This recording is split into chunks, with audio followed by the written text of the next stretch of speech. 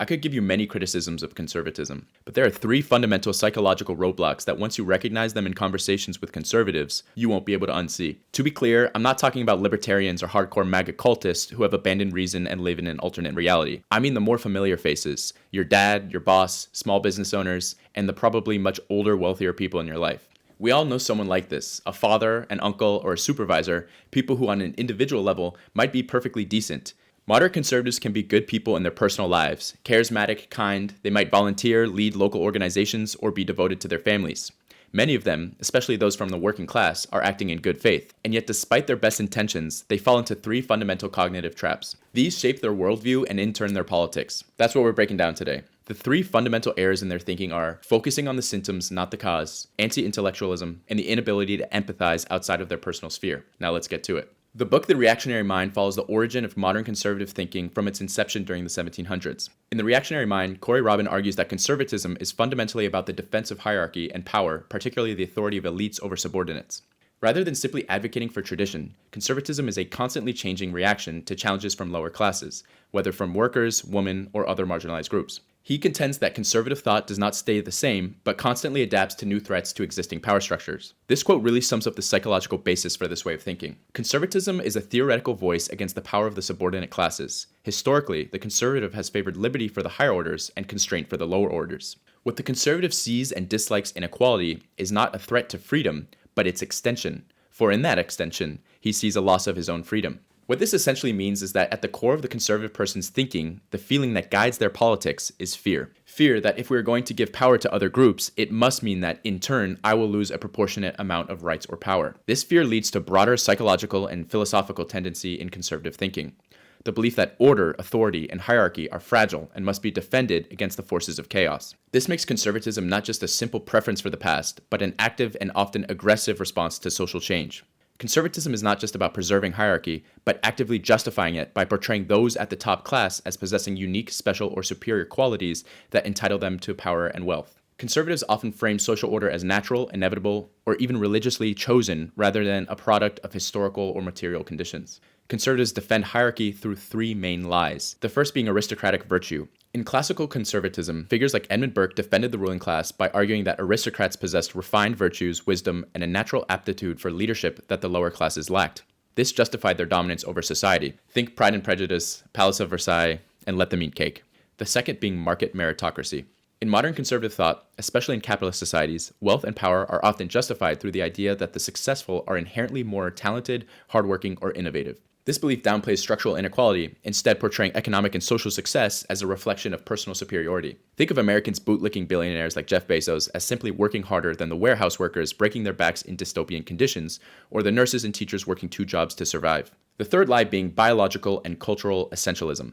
Throughout history, conservatives have used biological, racial, and cultural arguments to justify power structures, suggesting that some people are naturally fit to lead while others are destined to follow. These arguments have been used to justify everything from monarchy to racial segregation to gender inequality. These ideas of conservatism are the basis of the ideology and are one-to-one examples of conservatism today.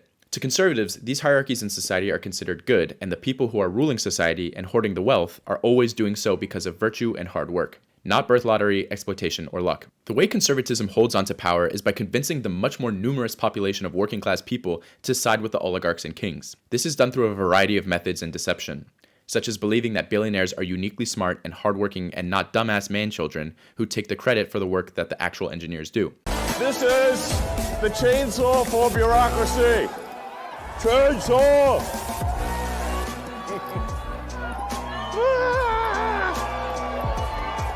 Or through a delusional belief that the working class person will one day too become a billionaire. The only way that this parasitic billionaire class is able to live is by deceiving working class people into believing that their interests are aligned.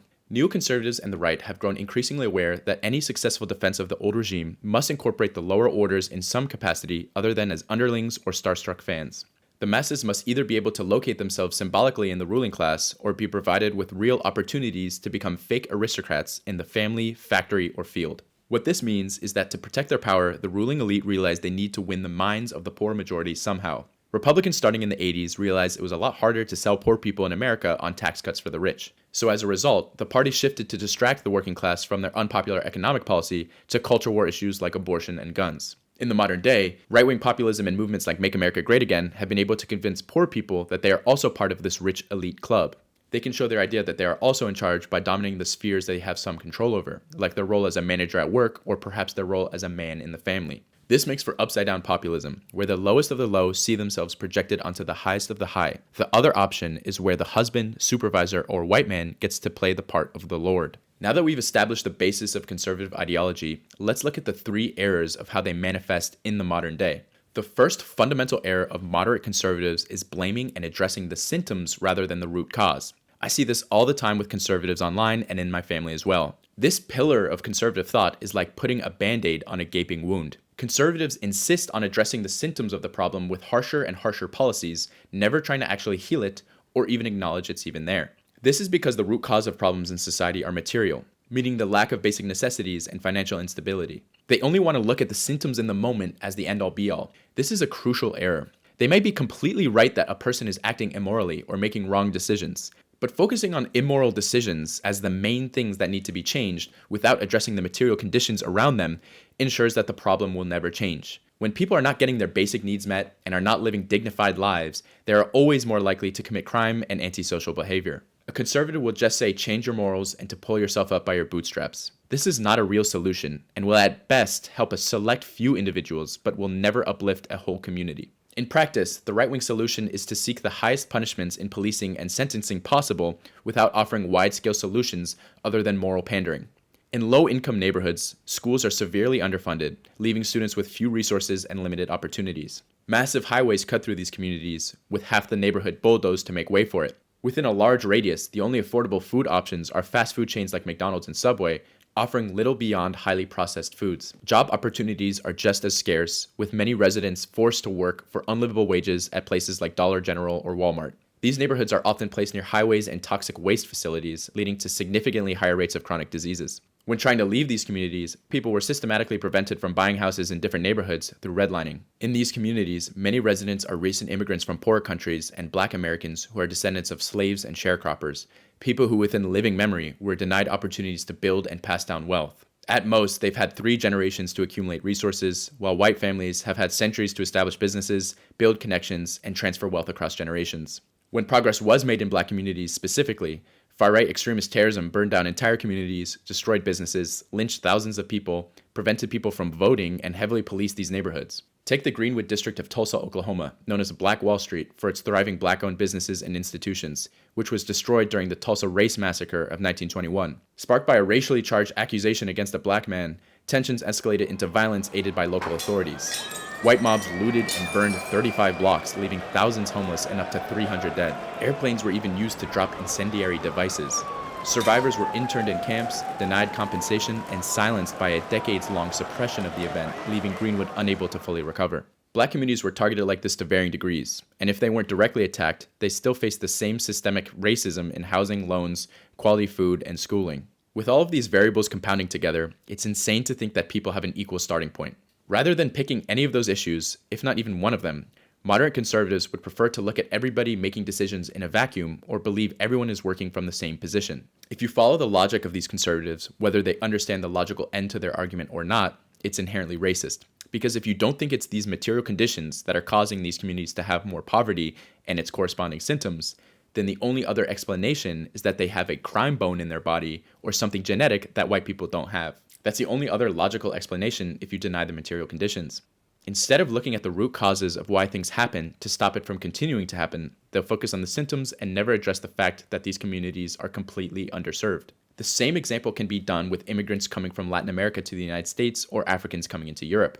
The United States and European governments colonized, caused wars, sucked the resources, and destabilized governments in Africa and Latin America. People from these devastated places flee the terrible conditions created by those Western countries. Instead of looking at the root causes of these countries having such terrible conditions that people want to flee, they would just focus on the fact that they are trying to immigrate to more stable countries.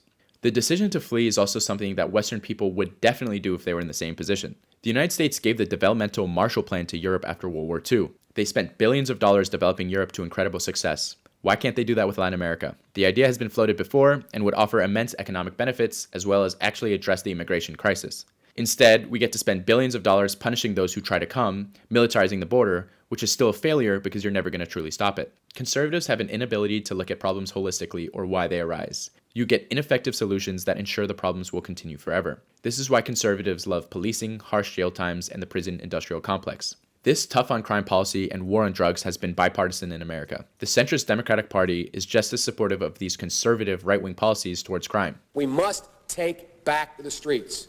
It doesn't matter whether or not the person that is accosting your son or daughter or my son or daughter, my wife, your husband, my mother, your parents. It doesn't matter whether or not they were deprived as a youth. It doesn't matter or not whether or not they had no background that enabled them to become socialized into the fabric of society. It doesn't matter whether or not they're the victims of society. The end result is they're about to knock my mother on the head with a lead pipe, shoot my sister, beat up my wife, take on my sons. So I don't want to ask, what made them do this? They must be taken off the street. That's number one. There's a consensus on that. If we don't, they will, or a portion of them will, become the predators 15 years from now. And Madam President, we have predators on our streets.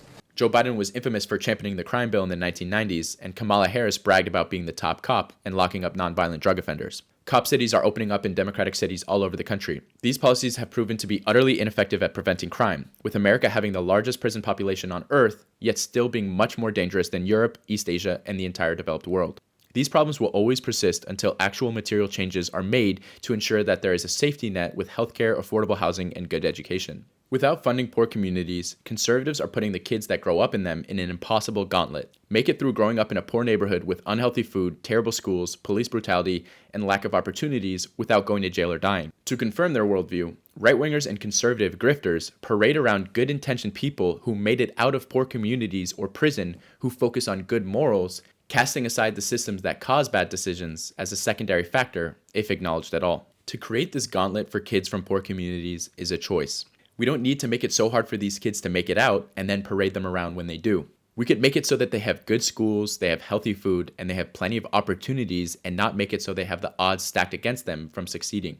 It may not happen overnight, but the morality and choices will 100% follow suit. There's a reason why you don't see crime in rich communities. It's not because of the inherent traits of the people that inhabit them. It's because they have basic material conditions met. They are not forced into committing crimes or immoral actions out of necessity. The second major flaw is anti-intellectualism and a complete distrust in institutions. Although this has a lot to do with the decline of media literacy, reading, and general dumbing down of the American public, this is largely due to the failure of liberals and the Democratic Party. The Democratic Party fully abandoned the working class and embraced neoliberalism during the 80s and 90s, solidifying the party transition with Bill Clinton. Liberal politicians like Obama and Hillary Clinton ran on hope and change, but their technocratic neoliberal policies like NAFTA further screwed over the already struggling working class. At the same time as working people's conditions in America continued to deteriorate and wages continued to stagnate, liberal politicians kept pandering to Americans how good things are. The disconnect between liberal politicians and the realities of working class Americans created a large sense of distrust between Americans and liberal technocratic bureaucrats.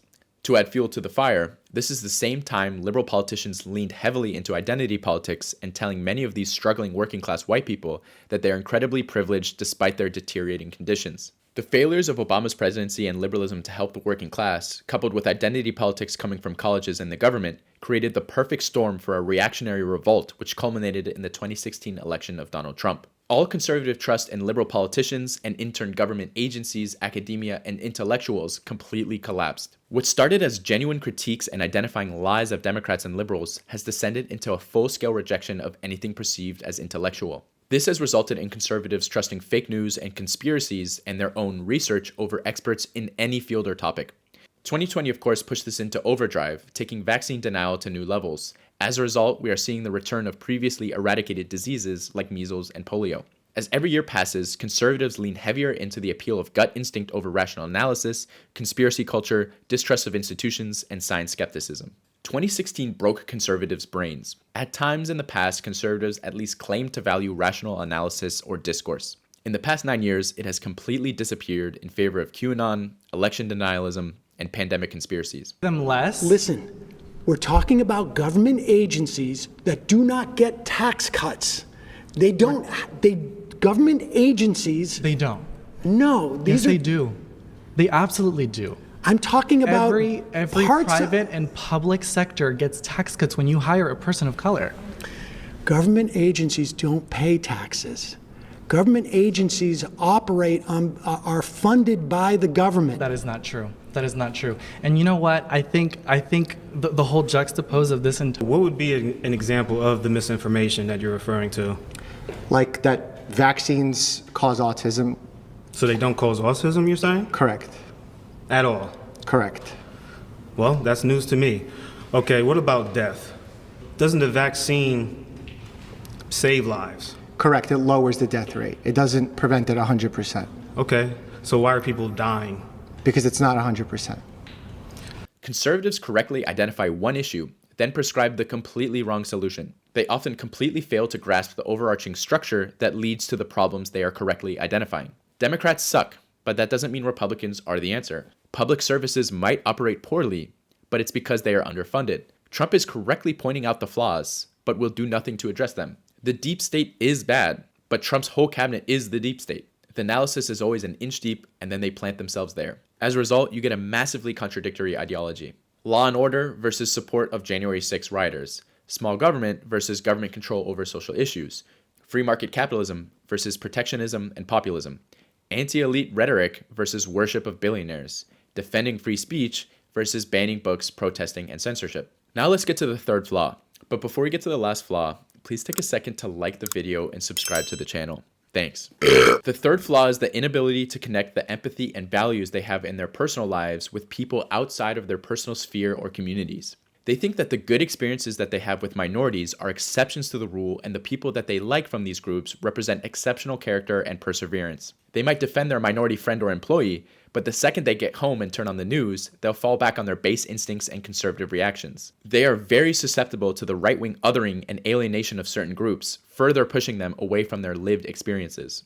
These individuals live two lives in their relationships with minorities. You'll frequently notice these contradictions in their views, especially when you press them or hear them talk about these topics. For many conservatives, there's a constant subconscious battle between two conflicting emotions in their minds. On one side, they have the natural empathetic feelings that come from being a human. Positive experiences that reflect how in the majority of their encounters with minorities, things have been entirely fine. In fact, many of these experiences are enriching. Joking with them, trying their food, listening to their music, and appreciating their culture. On the other hand, they're pulled in by right-wing media, which dominates most social media and mainstream news. This media exploits their fears and insecurities, amplifying any minor prejudices they might have had. They block out their connections and revert to painting them as the other in a deeply instinctual way.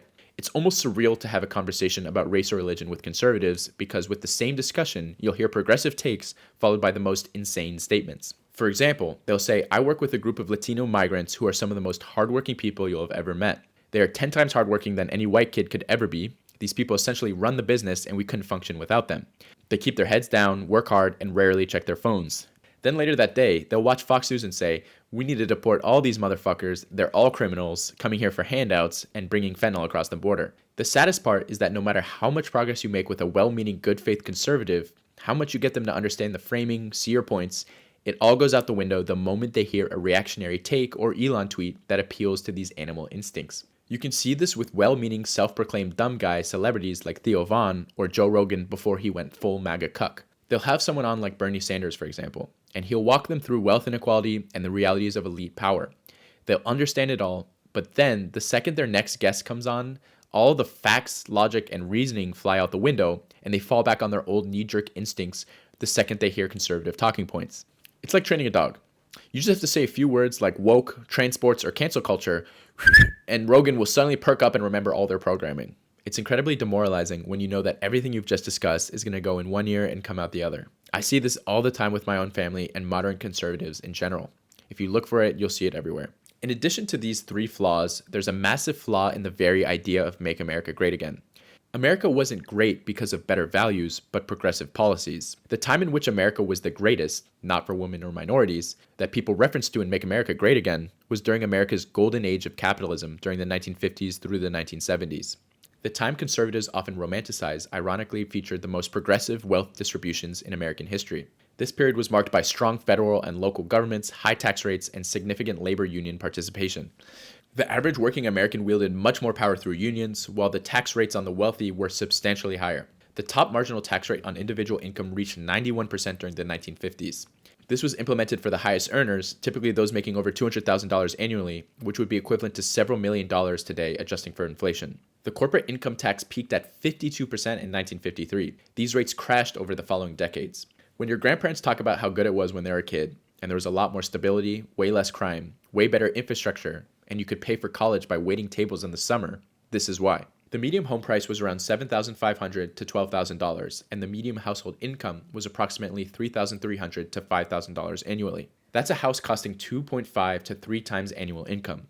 Now, houses cost 6 to 8 times the median annual income. Strong unions ensured that their wages increased alongside productivity. In the 1970s, America's two political parties turned toward neoliberalism, allowing corporations to deindustrialize and get rid of these high-earning union jobs and ship them overseas to exploit cheap labor. Reagan dismantling unions and cutting off restrictions on corporations allowed them to run wild in a race to the bottom. Ever since then, corporations have been able to give you as little as possible and the worst possible product, all the while paying the least amount of taxes and destroying the environment. This one graph showing how workers' wages have stagnated cannot be overstated. There are many reasons why things in America have gotten so shit, but this one should be burned into your brain. Society will cannibalize itself if you allow corporations to have free reign and you do not redistribute wealth. Worker wages have remained stagnant since the 1970s. We don't have to act like it's a big mystery why things have gotten so shit. This is why.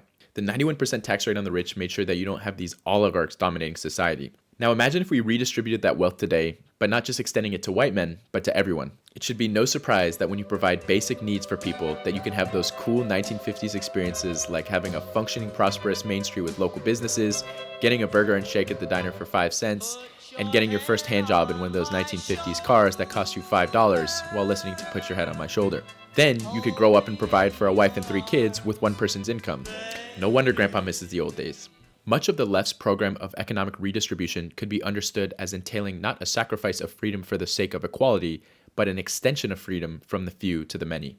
It's really a peasant mindset to believe that Elon Musk or Jeff Bezos has any inherent genius that allows them to get to the level that they are at. They have no idea the reality of how you or the majority of Americans live. They have been living in bubbles of wealth and surrounded by other rich people and yes men. It's been decades since they've remembered any form of a relatable, normal American life, assuming they haven't already been born into wealth. You shouldn't aspire to stop being exploited so you can become an exploiter, but rather change society so it's better for everyone. You are also much closer to becoming homeless than you are to becoming a billionaire. Many Americans are one car crash or job loss away from being homeless, as up to 65% of Americans are living paycheck to paycheck. Almost all of the media that conservatives love to consume highlights the errors in their way of thinking. In mainstream entertainment media, the bad guys almost always represent the hierarchical views of their ideology. Star Wars, Hunger Games, Avatar, and They Live, to name a few, are all about fighting fascism. The nature of humanity is that things are constantly changing. It is foolish to cling to things because they are familiar. We have transcended the need for hierarchies based on superficial reasons. If you want to see the left versus right discussion further, check out my video, Why the Far Right is Always Worse than the Far Left. Thanks for watching, please like the video and subscribe, and I'll see you guys in the comments. Peace.